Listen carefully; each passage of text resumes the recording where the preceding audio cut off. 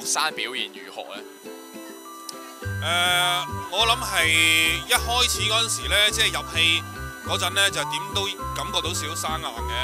咁但係同學呢，我諗都亦都上手得好快啊！即係後來就漸入佳境啦。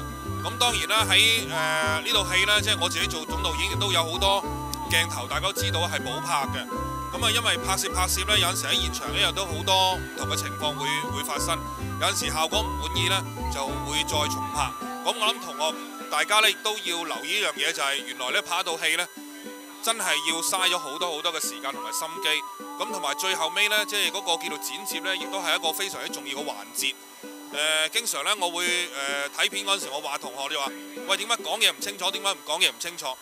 當你喺個大戲院嗰度聽嗰陣時咧，你的而且確咧有陣時係聽得唔清楚，要睇埋字幕。咁啊，希望呢，就有陣時喺講對白嗰方面呢，我希望同學再努力一啲咯。咁同埋有一啲叫做打鬥場面啊，好似呢，即係兒戲咗少少啊，即係呢啲。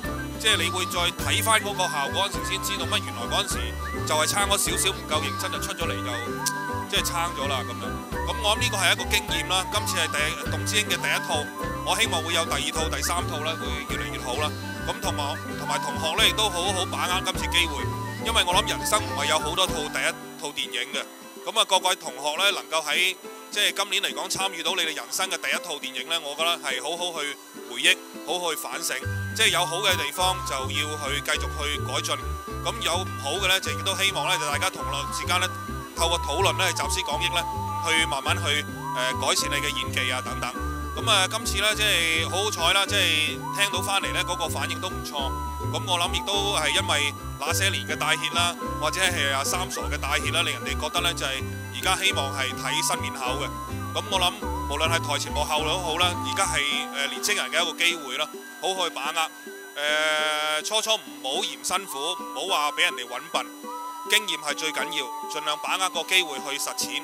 喺實踐中呢，係學習呢係一個最好嘅一個方法嚟嘅。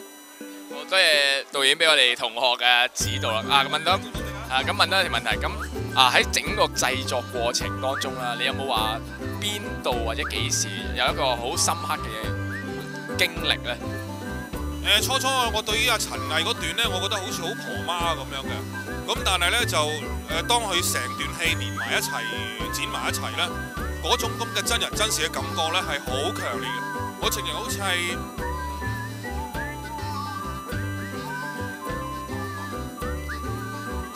睇新聞片咁喎。呢個係演員係做唔到嘅，呢個係。好，多謝導演。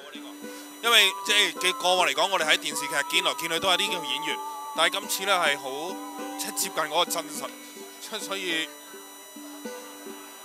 真係好打動到人咯。好，多謝導演。